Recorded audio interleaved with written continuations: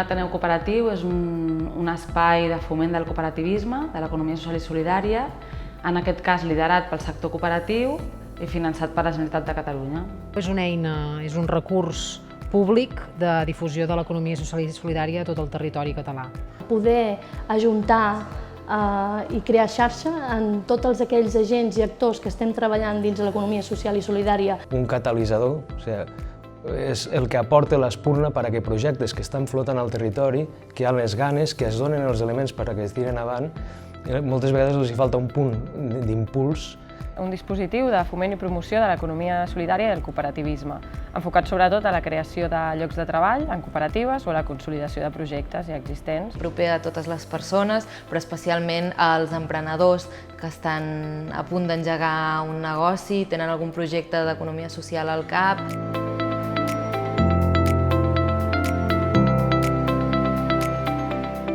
L'Ateneu Cooperatiu de Barcelonès Nord, com bé diu el seu nom, ocupa aquest espai que nosaltres diem Barcelonès Nord, que vindria a ubicar-se entre Santa Coloma, Badalona i Sant Adrià.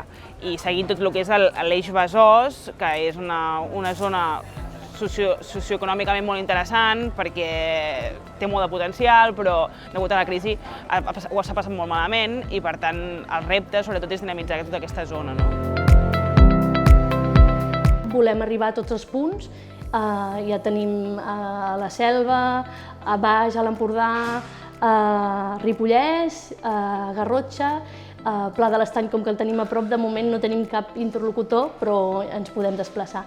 Vull dir, la idea és tenir un centre que ha de ser de referència, però hem de poder donar resposta a tot el territori.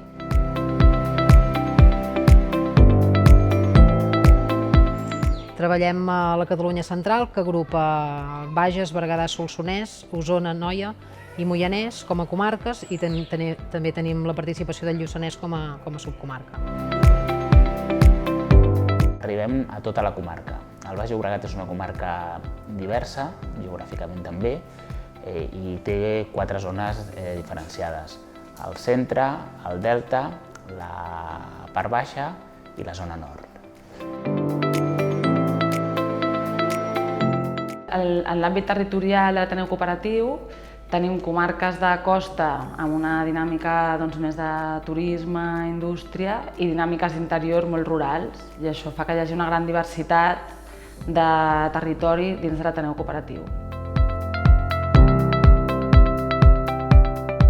Són comarques d'alta muntanya, amb una població molt disseminada, amb dificultats per la comunicació, amb un envelliment de la població i, per tant, amb una situació en què en temps de crisi el que passa és que també la gent que no té arrelament al territori el que fa és marxar. Per tant, pensem que els ateneus cooperatius són una oportunitat per fixar la gent al territori i rellançar l'economia.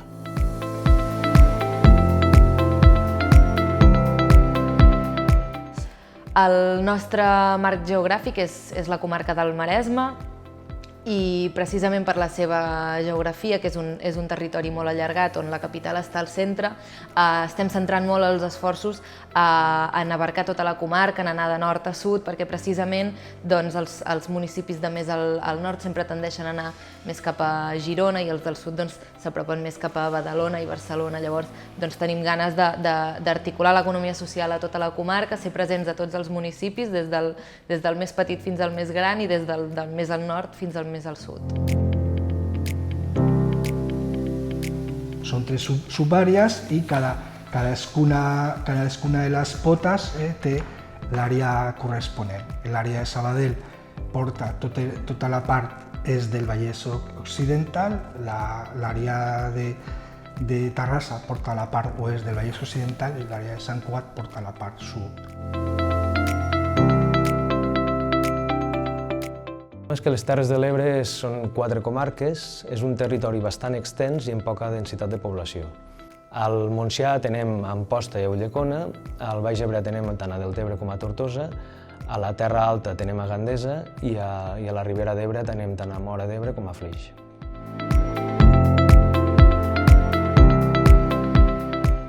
Còpolis, l'Ateneu Cooperatiu de Barcelona, actua en tota la ciutat de Barcelona. De fet, una de les línies de treball amb les que s'ha començat fort és amb intentar ubicar xarxes territorials ja existents o ajudar a generar-les per poder arribar realment a tots els punts del territori de la ciutat.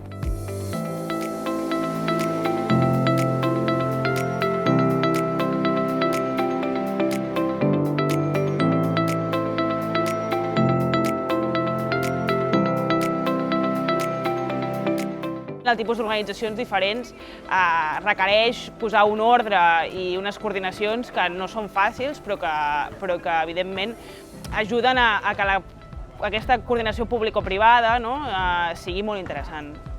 Ja treballàvem en xarxa i per tant va ser una bona oportunitat el fet de poder gestionar un Ateneu cooperatiu, bàsicament perquè ens dona recursos per difondre el model com ja ho veníem fent.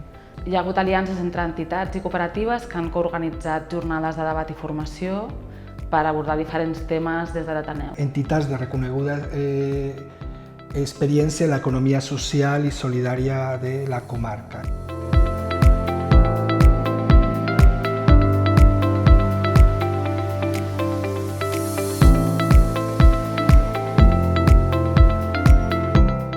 Identificar les entitats de l'economia social que hi ha al territori, identificar quines necessitats tenen per a veure de quina manera els podem acompanyar per ajudar-los a consolidar i a créixer. Fer difusió del model, acompanyar totes les persones que tinguin ganes d'emprendre de manera col·lectiva o aquelles que es plantegin un altre model amb el qual estan operant actualment. Un consum responsable i social, un respecte cap al nostre entorn. Sobretot és una funció de divulgació, formació i empenta de tot aquest model. Atendre les necessitats de les cooperatives i de les associacions i de tot el marc de l'economia social i solidària. Hem començat algunes línies de treball no només en creació de cooperatives, sinó en consolidació i treballant en àmbits molt concrets, com amb la relació entre les persones migrades i el cooperativisme. Dins de l'acompanyament a projectes cooperatius hi ha dos sectors que considerem estratègics. Un és l'acompanyament a projectes del sector agroecològic, per generar ocupació en el sector rural, i l'altre és els projectes cooperatius promoguts per col·lectius aturats de llarga durada. Tenim ganes de treballar perquè aquesta fórmula no es desaconselli, sinó tot el contrari, es promogui i cada vegada siguin més els projectes que decideixin optar per fórmules jurídiques d'economia social per emprendre.